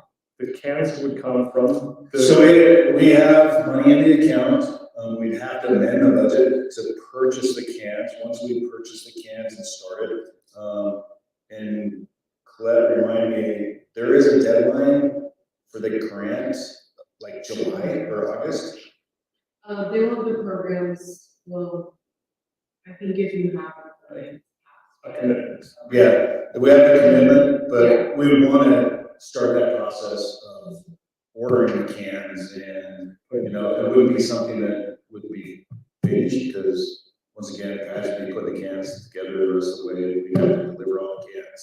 So And that's. there's a lot to it. Commitment. So that's why I'm asking, what are we charging against the city budget? Because we're saying the $4 that we're gonna charge is not paying the toters all the time, maybe a tiny bit to replace a little. And that's replacement costs, is And is that money. the hauling fee and a small, you know, Yep. so that's the $4. So the rest of the money, meaning the toters that's not covered in the grant, and then the guys kind of putting it together, that's all coming just straight out of the city budget. out of the solid waste fund. Okay, It'll come out of the solid waste fund. So Syracuse, they're doing a different manufacturer. They're actually having that manufacturer. And they start paying an assembly cost, but they're having that manufacturer assemble 10,000 parts and get all those parts delivered within a week. So it's something you could ask Toter, see if they have that option. I think they do have an option of that, but it's pretty expensive. It would take up your $15 or whatever, but, it's so an they have increase. time to do that? Is that, I mean, do they have enough downtime? Well- They have them putting together cans? There is the option, which I was thinking is, go and get labor from the jail and bring them up to put the cans together and then just deliver it. There's options to look at. What about volunteer? You could also, it's like we could like offer to provide some time labor for you guys as well. So. Yeah, there's a couple different options that we can still look into on this. Scout shirts, volunteers. Yeah, that's what, volunteers. Certain projects, so it's just something that, like I said, we want to get the survey out there. I know it is fresh on a lot of people's minds right now. I think with the Ridge Runner focusing a lot on that, I think we would get a good response. I had, actually more than, like, maybe 10 phone calls in addition to, Boston's email, which is actually a fairly significant response. It's something that somebody's interested in. I will tell you, I don't know if people are really interested in elections, but recycling is a big deal. Yeah. And there's a lot of news And about it. so I'm getting both sides on their calls right now. I mean, basically, what I tried to do with that article is just put information there, not jaded from where you're just. So our green waste recycling is fantastic, and it's voluntary. What is it? 15% of the waste going to landfill is getting converted through the green waste refund, which is fantastic. And a lot of that is just grass clippings. It shows how heavy grass clippings are. And anyway, so we are doing something. We don't need to like hit ourselves across the head that we're not doing anything. We are diverting the fourth most per capita in the district. So we're doing well, but if we want to take the next step to go to the full recycling, that's a conversation. Do you have anything else? Colette, any questions about it? Legit? So just maybe just one just quick, and I know you're not gonna have answers to this, but what if we were to just say $20 to start the program and then $4 additional? I mean, If the county or the council wants to do something like that, Or even start the program at $5 for the first year to try and help pay for this. I don't know. well, I think all those are great ideas. I don't know, I just did $4 because here's my hauling cost, here's how I can start. That's what it stays. Like, Yeah. that I can recoup, and I can keep that rate, most likely for 3 years. So probably the biggest thing the biggest negative that people have said is recycling doesn't really get recycled. Mhm. And I would love if you would respond to that maybe in our council meeting here so that anyone wants to. Come to the mic. Come on.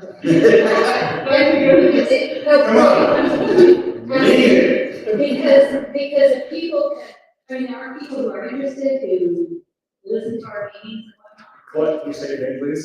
Yeah, my name is Colette West. I'm the sustainability specialist at Osage Integrated. And I think a good reason for why our recyclables are actually being recycled is cities are paying for a separate haul, right? So your city wouldn't do that if they weren't going to an actual recycling facility. And then we have the infrastructure, we have great videos online of actually showing how we sort the different materials out. So we have a magnet pit with steel cans, we have a magnetic field to repel aluminum over to a separate storage bunker. So, and we'd be happy to give you guys a tour. Councilmember Mark Cottrell, Oh, yeah. came up for a tour with his wife. That's a little bit helpful as well. We're happy to give you guys a tour. We're also, we would love to get some community members out for a tour. Farmington took their community council through as well. So right now, all you're taking is the material that comes in from recycling. And you're taking that material that comes in through, it's been in recycle cans.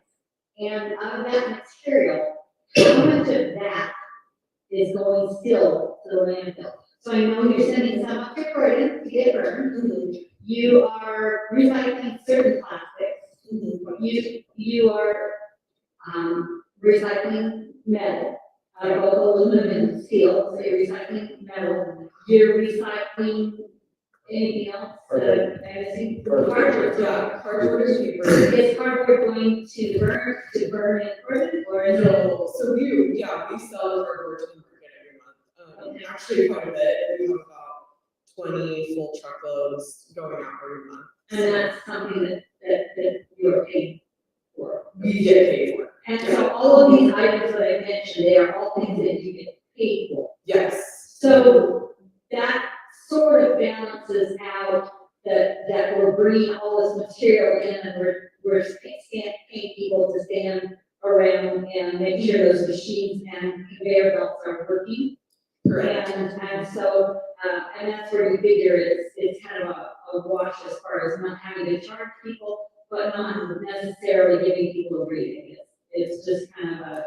Yeah, so to kind of explain kind of the cost, so right now we just charge a household use fee per resident for how many garbage cans they have. So if a resident has 2 garbage cans, they're going to charge double the household use fee. So Darren's staff gives us a can count, garbage can count. Right. So that is basically the processing fee that we just kind of use for all of our facilities.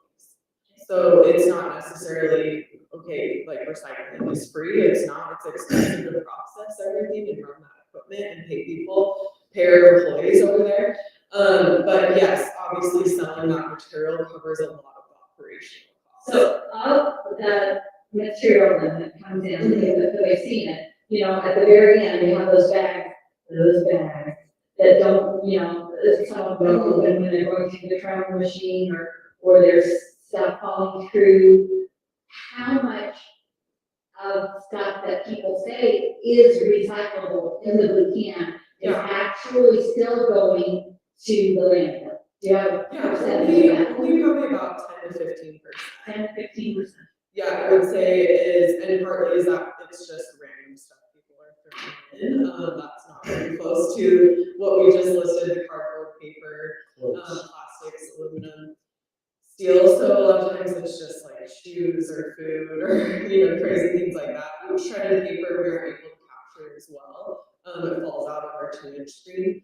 So it's very minimal. You actually can see, looking out at our 10th floor, you can see the big pile of recyclables, and then you can see the small, there's a residue conveyor belt that's getting dropped on our garbage pile. Right. That's getting transferred. You can see what's dropping compared to the big pile. I think that's just 10 to 15. Yeah, 10 to 15, is a good, we're actually doing our annual reports right now. But we do report to the state on our recycling tonnage, so we estimate our contaminations anywhere between 10 to 15%. Because that's one of the questions that people are really interested in, is how much is in those blue cans that still ends up in a landfill. Yeah, I would say, and I think with better education, we can definitely bring that down. We're mailing out a ton of education the next 2 months to all of our households. We've actually never gotten any education out from us. So I'm excited to see if our diversion rates go up, in different cities that already have programs, and then getting out really good education from you guys roll out your program. So that people can have their education right in the home, see exactly, have our signage there, know exactly what to put in, and have no confusion there, because people are always asking what's recyclable and what's not. So, If there was an issue with people misusing the cans repetitively from our city, is there like an impact fee and just saying, well, Fruit Heights doesn't use it correctly and everything that's coming up there's not being sorted? yeah. Is there some fee on the backside where you just charge the city, or do you try and target the household? Do you kind of see what I'm getting at? Yeah, we actually don't have any contamination fees because the facility was built to process garbage and pull recyclables out originally. We might have been there when we were processing garbage, so it probably looks a little bit different now what's coming out the residue line compared to what we were processing before. They used to take every can and run it through this. Okay. Yeah, so that didn't work for multiple reasons. It was just really hard on the equipment, and we were able to divert as much as we thought to the cement kiln. They were going to burn a lot of garbage than they told us. We're also trying to get organics out of there. So, story short. Just to say that it did actually work, it just wasn't efficient enough. Yeah. So it wasn't like a total failure. Yeah, it was not a total failure. We were still able to pull out a lot of recyclables. Some of it was not as good quality from getting contaminated in food and water, but basically our off-take partners, which were the anaerobic and the cement kiln, were able to take the material that we were pulling out of that stream. So it was not worth to spend the money to process that many tons when most of it was going to the landfill. So that's why we're only processing just recyclables. So at this point, we're sending a certain amount of temporary to be burned. And obviously, a lot of it is being sent where? Yeah, just in your market. So we, No, I'm sorry, the garbage. Where is our oh, garbage? the garbage.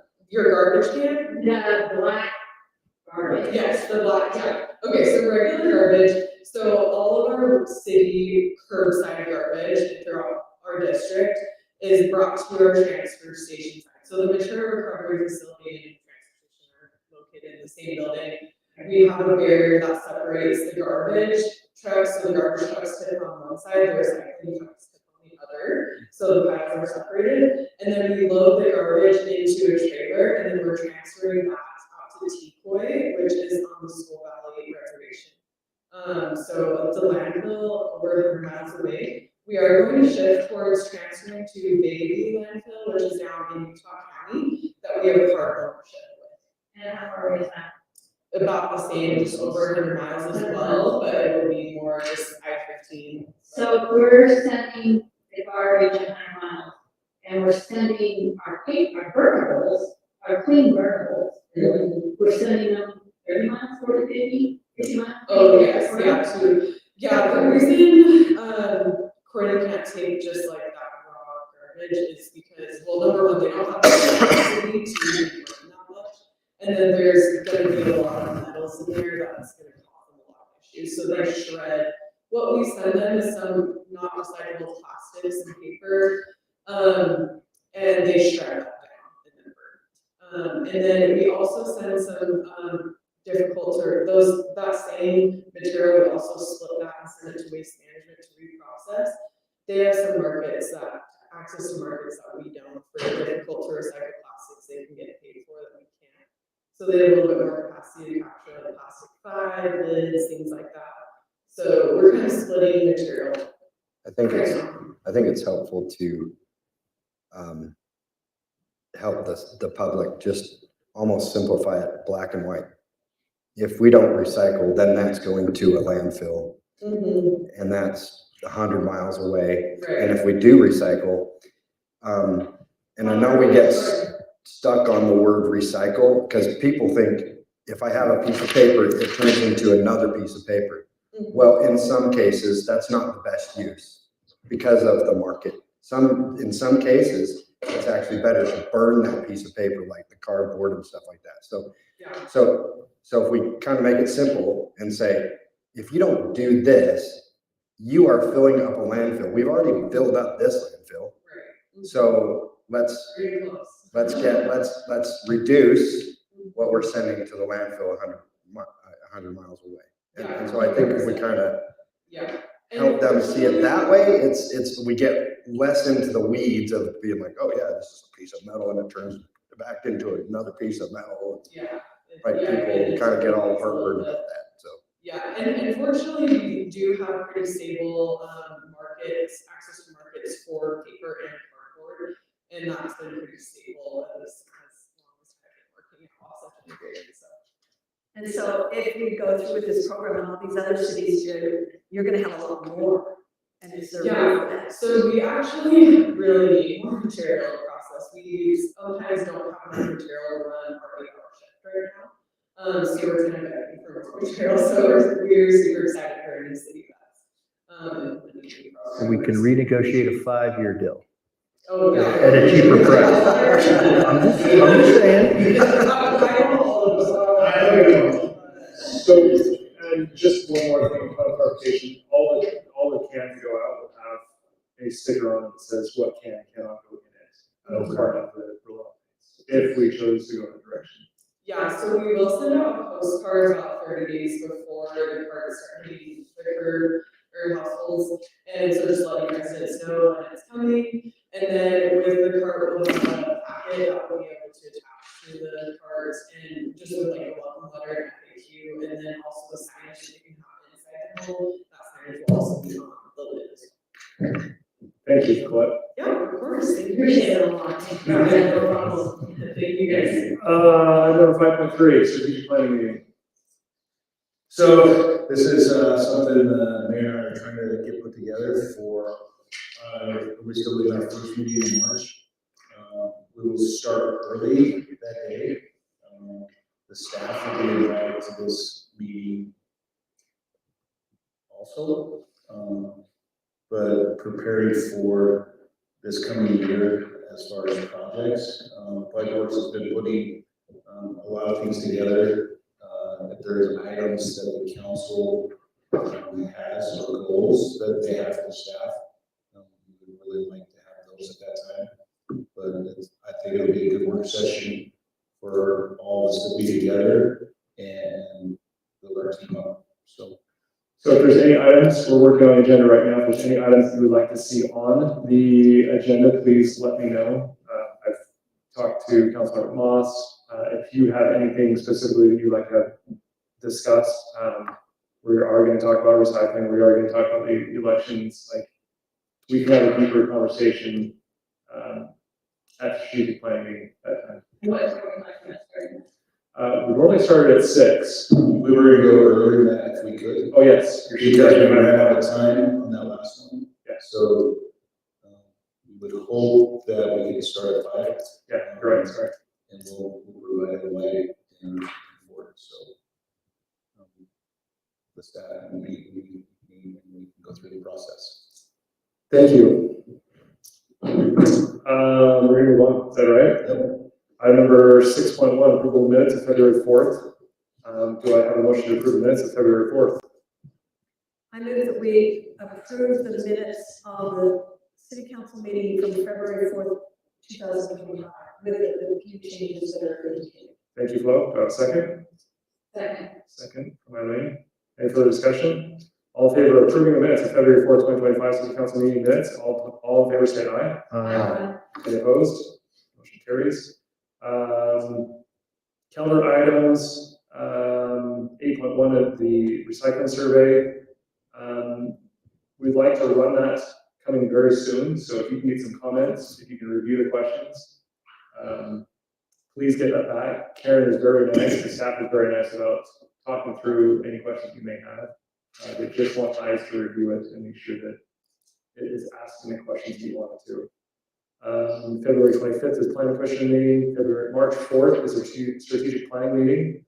March 4th is city council meeting, both the same, and March 18th would be the city council meeting. Item number 10 would be city council report. Eileen, do you have anything to report? Cemetery committee is meeting again, on February 25th. We are trying to work through whether this is something that we can make the members work or not. Great, thank you. Sorry, anything else? No. Gary? Mosquito abatement, they are talking about replacing the general manager there. He's getting to the point where he wants to retire.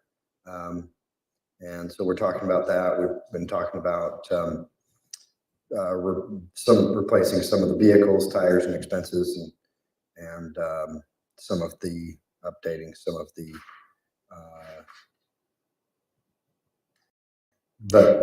employee benefits and things like that. So that's basically kind of what we've been talking about, and some type of conferences that the board would potentially go to, board and people, that staff that want to attend those. Great. Anything What's else? going on? But yeah, nope, that's it. Great. Nothing for me, sir. My items we've already discussed. Strategic planning meeting. Please let me know if you have anything you'd like to add. And then, oh, there it is. No, we're good. And then survey results. Please review the recycling survey when you get a second. Staff, Lane, do you have anything? Oh, Darren? Yeah, can I take just a couple minutes? Yes. That's micro school. Yes. So I will tell you, this is very challenging. I met with the individual that wants to do this school. It's been about 2 weeks now. They're looking at the property there on Mountain Road to do this. When they came in and talked to me, I said, I don't know. There's no city's really going through this. This is a brand new law. They're pretty knowledgeable of the law as far as zoning and those kinds of things that the state took away from the city on that. If you really read the law, Jeff has been reviewing it. Brad has been reviewing it. The fire marshal has been working with the state fire marshal, trying to know how to understand this law, and along with our building official. So there is a lot of people working on this right now. As far as the rezone, yes, there's a reason they can build or they can do this in a residential zone.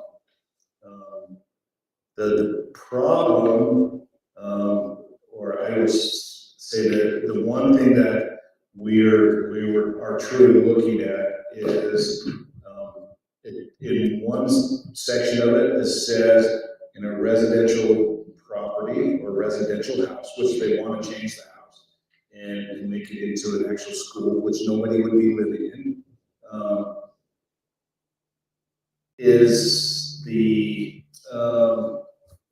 if it's a residential, it's limited to 16 individuals, which is a home micro school. It becomes micro entity.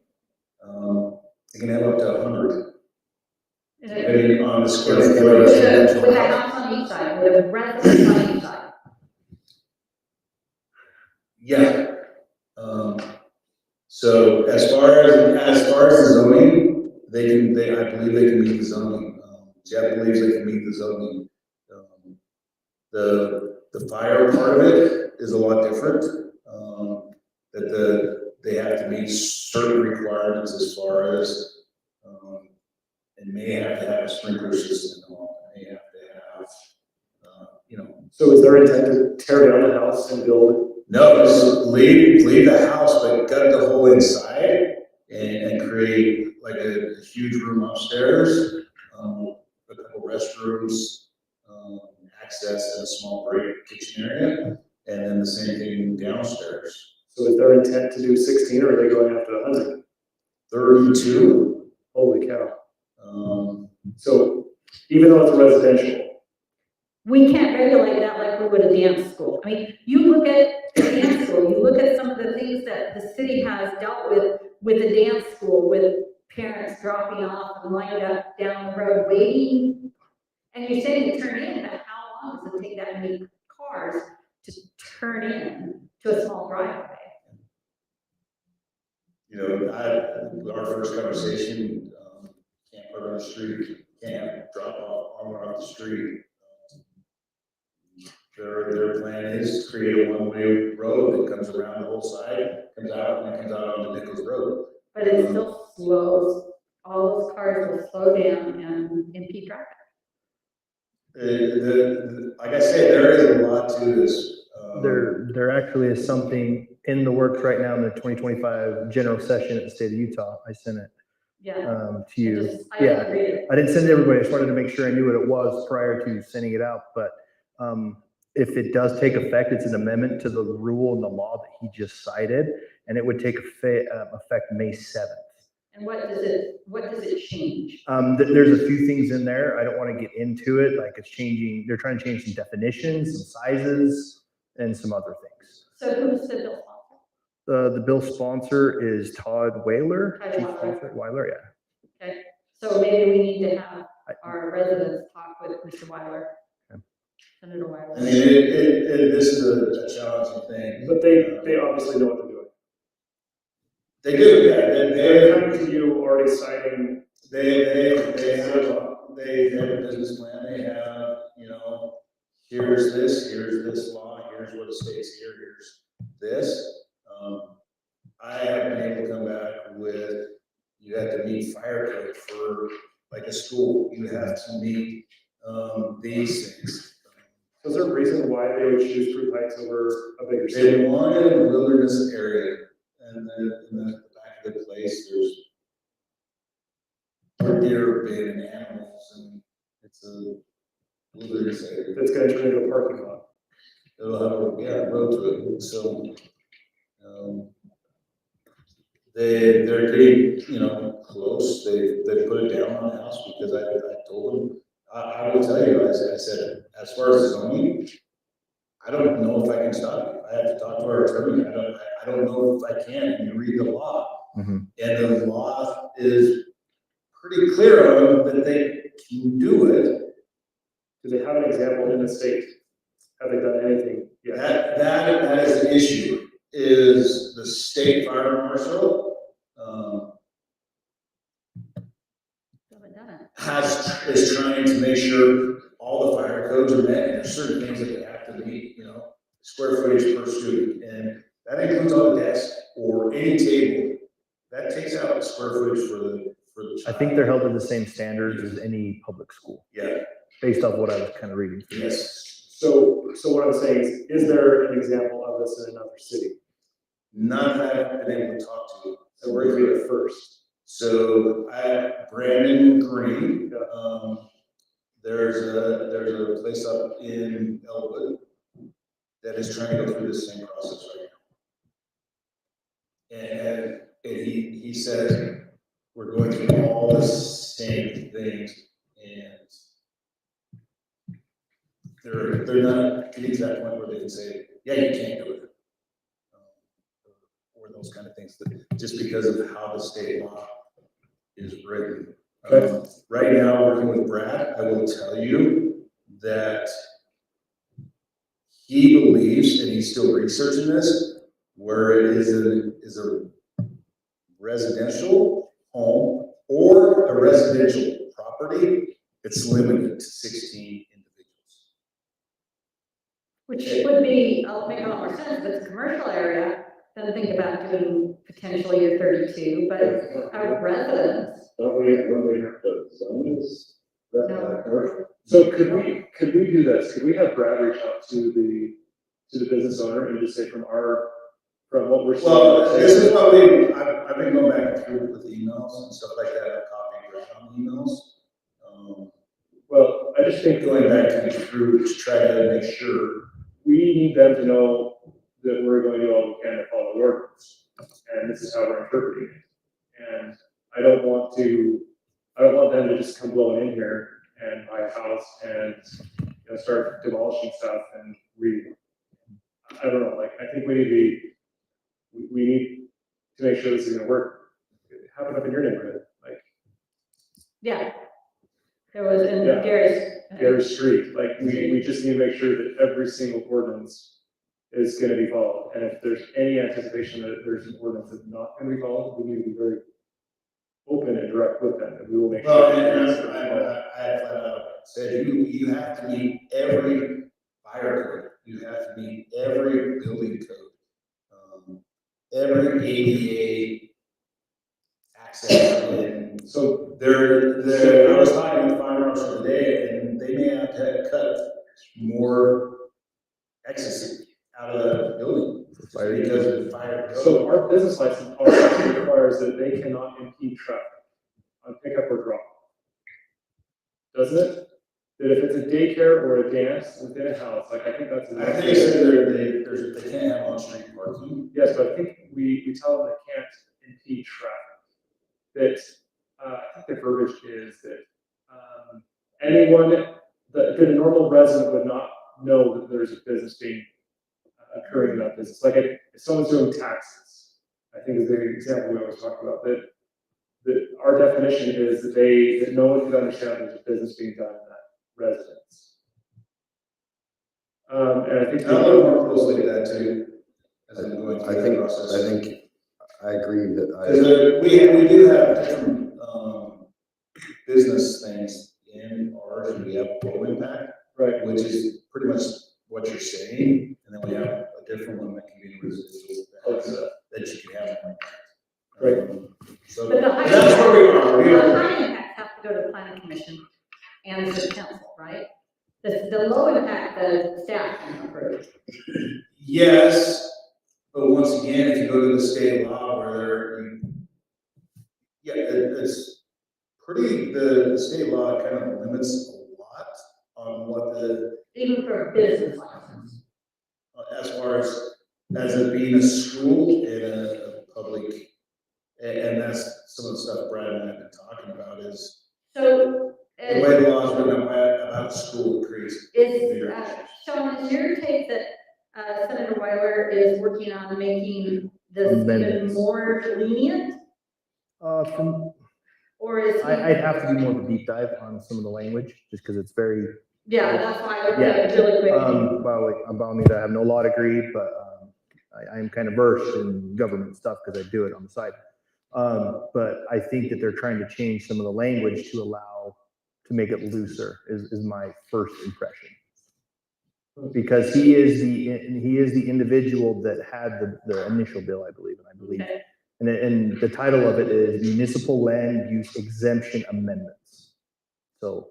That's like I said, it's So 70 pages that Brad has been going through, And maybe try to loosen it up even more. but yeah, I don't know. Would you keep us in the loop on this? Thank you. Anything else you have to report? Darren? No. Right. I look for motion to adjourn. I have a motion from Elaine, second from Gary. All in favor of adjourning, say aye. Aye. 9:05. Thanks. Sorry.